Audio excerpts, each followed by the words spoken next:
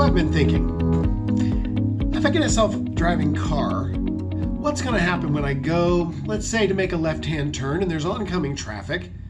How much room is my self-driving car going to give between vehicles? So one car goes by, there's 50 yards to the next car. Is my self-driving car going to think, I can make it, and stomp on the gas and peel around the corner to get me across that lane of traffic? Or is it going to say, 100 yards will let me just go at a good solid pace, but not have to really rush it? But 200 yards would mean no one's even going to worry about these cars ever coming close to each other and making contact.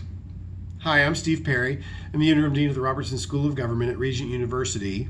And these are questions that in government we have to consider as we investigate things about new technology, about robotics, about automated vehicles, about factories that don't need people to do the work.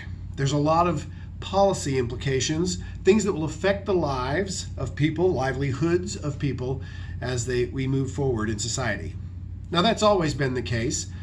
The invention of the clock encouraged employers, people to have to show up at a certain time, right? Without clocks, we wouldn't have any pressure to be at work from this point to this point. It's like when the sun came up, when the sun goes down. That changes every day of the year, right? A little longer, a little shorter. But the invention of the clock changes how we think about time. Self-driving vehicles will change a lot of things about how we think about who we are as humans and what we do in our lives. So here's what I mean. So let's just go back to that turning incident.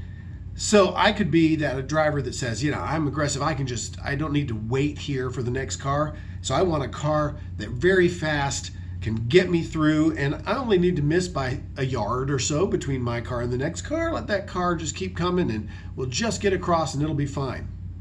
But what happens if all of a sudden there's a drop of water in my gasoline and the car engine sputters? That only happens once a year, not necessarily when I'm turning. But what if it happens at that time and someone has programmed that into a car to make that decision? Whose fault is it that my car sputtered and I got hit by a car and I was in my automated self-driving car? Or what if I'm heading across the street, my self-driving car is taking me at a quick pace to beat the traffic, and a dog runs across, flying out from behind a wall or a bush or something like that, and a dog is now in front of me. Now my car has to make a decision. Do I hit the dog, or do I stop and risk getting run into by the car coming down the street that may not be able to stop in time? These are decisions someone has to make from a policy standpoint.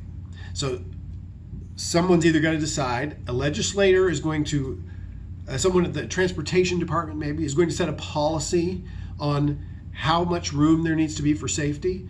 Or is the car company going to say, our car company provides safe room between vehicles, and another car company says we zip across the lanes, right? And so am I going to buy a Ford because it zips across, or am I going to buy a Toyota that says we get you safely across, or whatever the brands might be? So these are things that the policy decision could impact what cars people drive, what it says about them as people in terms of the safety, the room margin for error that was allowed. And then who is to blame when something goes wrong? Is it going to be the programmer from a car company? Is it going to be the government that set the regulations? Is it going to be the person that was sitting in the car that wasn't responsible to drive it but owns the car?